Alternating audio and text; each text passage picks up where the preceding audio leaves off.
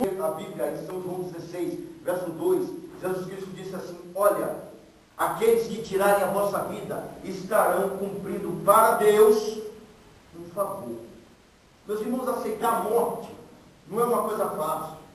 Aquele ladrão da cruz, lá do capítulo 23 de São Lucas, verso 38 ao 43, ele estava aborrecido, mas ele não olhou para trás, que ele era ladrão, que ele era assassino. De acordo com a história romana, quem era crucificado é quem tinha cometido crime de alta traição contra o governo, contra César. E se você for ver bem a crucificação, eles não crucificavam aqui, eles crucificavam aqui. Aqui é um ponto vital.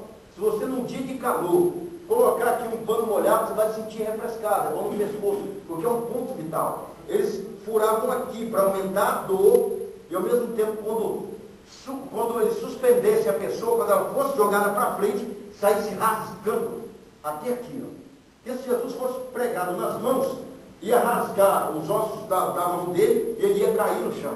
Então eles pregavam aqui e saiu rasgando até as mãos. Isso era a covardia dos romanos, mas tudo isso foi por nós. E aquele ladrão estando na cruz, vendo seu sangue ir embora, ele ainda se atreveu a blasfemar contra Cristo, mas outro não. Diante da morte, ele lembrou de se arrepender, de pedir a Deus perdão pelos pecados. Sim, meus queridos, será que você consegue imaginar uma coisa assim? Será que você consegue entender o que é a agonia de uma morte? Será que você consegue perceber a profundidade que é isso? Abraão, por exemplo, levando seu filho até a montanha de Moriá 3 dias e subindo o monte sozinho, com um cutelo na mão, para tirar a vida do filho dele. Você já imaginou o que é um cutelo? É um facão desse tamanho, usado para degolar animais. Os sacerdotes no passado usavam aquilo para cortar o pescoço de uma ovelha, para poder oferecer o sangue dela. Já pensou que você tem que fazer isso com seu filho, tão amado e tão querido? Com tudo isso eu quero dizer que a morte é uma realidade terrível, mas Deus prova a nossa fé, a nossa obediência mediante isso. Ele quer ver se no momento em que você sofreu uma perda vital, alguém querido da sua família, se você vai questionar com ele. Deus, ele é onisciente. A capacidade onisciente quer dizer, ele tudo sabe, ele não precisa de aulas de ninguém. Antes de você vir com palavras, ele já sabe, ele vai falar isso, eu vou falar isso, ele vai entrar por aqui e depois ele vai desviar. Sim, meus queridos, muitas pessoas não compreendem isso. Deus, ele prova a nós de todas as formas, com desemprego, às vezes você é cristão e não vê tanta prosperidade na sua vida, você olha o ímpio, o celular dele é de R$1.200. Você olha, às vezes a casa do ímpio tem um carro 0 km, você anda de bicicleta, anda a pé. Então Deus, ele permite que você passe por uma estrada de provações, e uma delas é sofrer perdas. Eu, por exemplo, o rapaz que me trouxe para a igreja, ele morreu, Jonas. Era um garoto que eu tenho até hoje, uma gravata que a mãe dele me deu, não sei se vocês conheceram, a gravata que ele me deu e uma camisa. Lógico que não cabe em mim, porque ele era magrinho, mas eu guardei a camisa dele. É um tesouro espiritual que eu tenho, era um rapaz especial. Quando ele morreu, até no campo de futebol, eles fizeram 1 minuto de silêncio para poder homenagear esse garoto que não tinha grande retórica, não era formado em teologia, não tinha dons espirituais, mas era alguém que tinha compromisso com Deus. Ele vencia as lutas calado em oração, muitas das vezes. Ele era apreciado pelas pessoas da igreja. E no dia que ele morreu, deu uma caravana de carros e um ônibus cheio. O ônibus da Paz Eterna foi cheio. Até o túmulo eles foram lá. Muitas pessoas até que não conheciam ele sentiram a morte dele. Isso fala que o servo de Deus, quando ele morre, é diferente do ímpio. O ímpio, muitas vezes, alguém está espraguejando ele, mas o servo de Deus não. Ele é guardado até no momento da morte. Esse jovem foi revelada a morte dele. Deus iria recolher.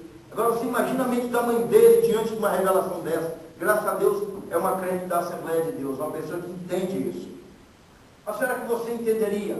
Você que me assiste aqui, você que me assiste lá, você entenderia isso? Você compreenderia até onde vai a profundidade da aprovação de Deus mediante a morte?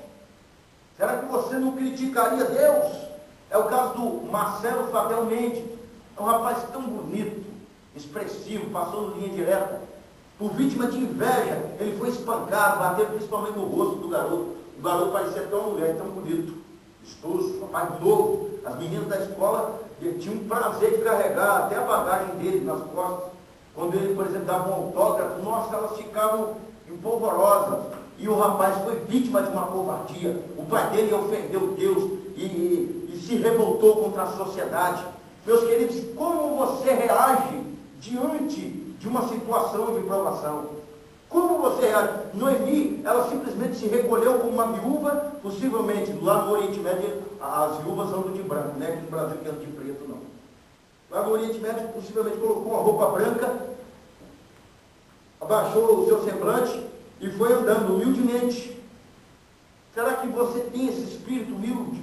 Será que você, agora transferindo para outras esferas, você perdendo algumas coisas que Deus quer que você perca, será que você é capaz de dar glória a Deus? Será que você é capaz? Paulo, diante da morte, ele disse assim: estou para oferecer o meu corpo por aspersão de sacrifício. Capítulo 4 do 1 Timóteo. Combati o bom combate, acabei a carreira e guardei a fé. Aleluia. Jesus, capítulo 21 de São João, diz assim: ele encontrou Pedro e falou: Pedro, tu me amas? Pedro disse: tu sabes que eu te amo. Jesus olha para ele e diz: Pedro, tu me amas? Ele diz: tu sabes que eu te amo. Pedro, tu me amas? Ele falou: tu sabes de todas as coisas. A cada pergunta ia descendo um degrau de intimidade dentro de Pedro. Pedro não amava Jesus totalmente. Porque o mesmo Pedro que estava ali é aquele mesmo que cortou a orelha de Malco.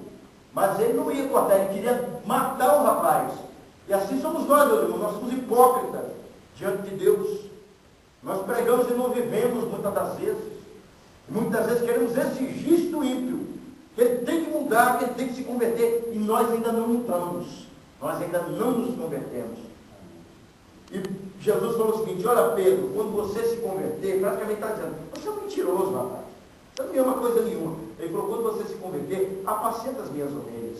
Porque Pedro estava com pensamentos capitalistas, ele queria voltar a pescar, ele queria abrir uma cooperativa de pescadores, quem sabe colocar aqueles discípulos de Jesus para trabalhar para ele, mas não. Quando Pedro se converteu, Pedro chega diante dos fariseus, mesmo diante da morte, mesmo depois de ter apanhado, ele disse assim: olha, por que vocês olham para mim como se eu fosse alguma coisa? Quem opera os milagres em mim é Jesus Cristo.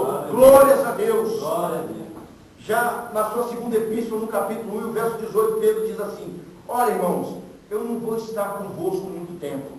Daqui mais um tempo eu vou partir para o Senhor, mas guarde a fé nos vossos corações. São João diante da morte. João, eu estou falando do evangelista, que também era o mesmo que escreveu o Apocalipse.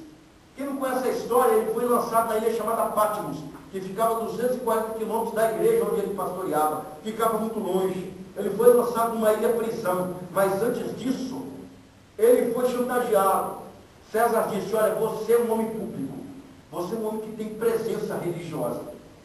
Olha, se você me adorar, chegar ali na minha estátua e levantar as mãos e dizer: Ave César, eu te darei condições de você poder viver bem no meu reino. Agora, se você não fizer isso, você vai sofrer muito. Ele, diante daquela situação, ele glorificou a Deus. E o que aconteceu foi ser jogado dentro de um tacho de azeite. E ele, diante da morte, ele mesmo esperando ser morto. Sermão é pesado, irmão, nós vamos ouvir. Deus operou um milagre. À medida que o tacho esquentava, ele ficava mais refrescado em cima. Isso fala que nem sempre você deve esperar a morte na caminhada missionária. Deus pode enviar livramento para você. O pastor contou aqui um caso que quando ele fazia missões, acho que em Rondônia, não sei, ele passava dentro de uma selva cheia de animais selvagens. Uma pessoa sem fé não teria coragem de fazer isso. Meus irmãos, eu quero dizer para você que o terror da morte é impactante. Mas se você serve a Deus, você não tem medo de nada. Você é capaz de ir até mesmo à cova dos leões, como foi o caso de Daniel. Imagina o que é um leão. Um leão é um animal de pelo menos 350 quilos. Um animal que com uma patada decepa a cabeça de um camelo. O leão corre até 50 quilômetros e é considerado o rei dos animais. Ele é poderoso, meus irmãos. Ele é tão forte, tão sistemático. Se tiver 2 leões no lugar, um tem que sair. Então, sistemático. Pensa bem, eles dentro de uma cova. Onde Daniel estava? Daniel estava na cova, ele ia ser jogado na cova dos leões. Só de noite você já sentia a caatinga da carnificina. De noite você já podia ver os olhos deles brilhando. E Daniel, mesmo diante daquela lei instituída pelos medos persas, que foi uma armadilha que criaram para ele, ele foi até a cova dos leões. E o arcanjo Miguel se manifestou ali e disse: Miguel, ou Daniel, pode ficar tranquilo, leão hoje vai jejuar, porque Deus é contigo. Palmas para o Senhor Jesus. Meus irmãos, diante da morte, Deus pode enviar a vida, Deus pode enviar o livramento. Jesus Cristo também, diante da morte, ele pregava no templo. Judeu é um tipo de gente, meus irmãos, tão sistemático, que eles são capazes de morrer por suas convicções. São capazes. E eles queriam matar Jesus. E Jesus pregava a palavra de Deus. E só no momento certo Jesus foi levado à morte. Eu quero dizer, para muitos que hoje temem a morte só vem no tempo certo. Só vem na hora que tiver que vir. Pode vir quando você dorme, pode vir com você dentro de uma aeronave, numa roda gigante, pode vir com você até aqui mesmo dentro da igreja. Quantos irmãos que já morreram na Santa Ceia, partiram em Cristo? Agora o que você tem que se preocupar é com a sua vida após a morte. Seu nome está escrito no livro da vida. Você vive uma vida cristã. Vamos nos preocupar hoje. Eu sei que muitas pessoas que vêm a essa igreja, de repente gostariam de ouvir uma mensagem alegre, uma mensagem de avivamento, mas foi essa mensagem que Deus me deu, e ela é propícia para o dia de hoje. A morte é uma realidade terrível. Davi sentiu, infelizmente, o dissabor da morte quando o filho dele morreu, Absalão.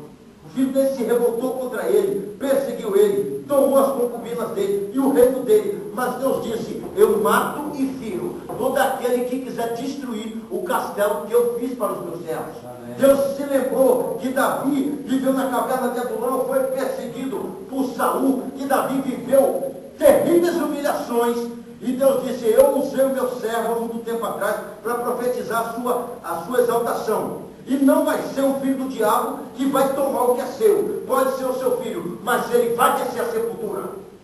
Meus queridos, eu às vezes tremo em dizer isso, que aquele que persegue o seu ministério, que fala mal de você pelas costas, viu, pastor geral? De repente algumas pessoas criticam o seu ministério, falam que você é isso e aquilo, mas se você é ungido de Deus, está na direção de Deus, eu tenho pena deste. Um certo missionário famoso, eu não vou falar o nome dele, uma irmã antiga, essas irmãs não são de mentir, me contou e eu fiquei arrupiado na hora. Estavam falando muito mal desse missionário, e Deus curava através dele. Deus repreendia demônios e enfermidades, ele estava no caminho de Deus. O homem falou: esse missionário para mim é um sem vergonha. Quando ele falou isso, ele caiu morto e o lugar onde ele estava sentado era uma cadeira de madeira maciça. Ela despedaçou como se fosse uma paçoca. E ele caiu no chão morto. Muito cuidado ao tocar nos ungidos de Deus. Moisés, estando no deserto, ele também viu a morte de muitas pessoas por causa disso. O pastor pregou outro dia aqui em Números 20.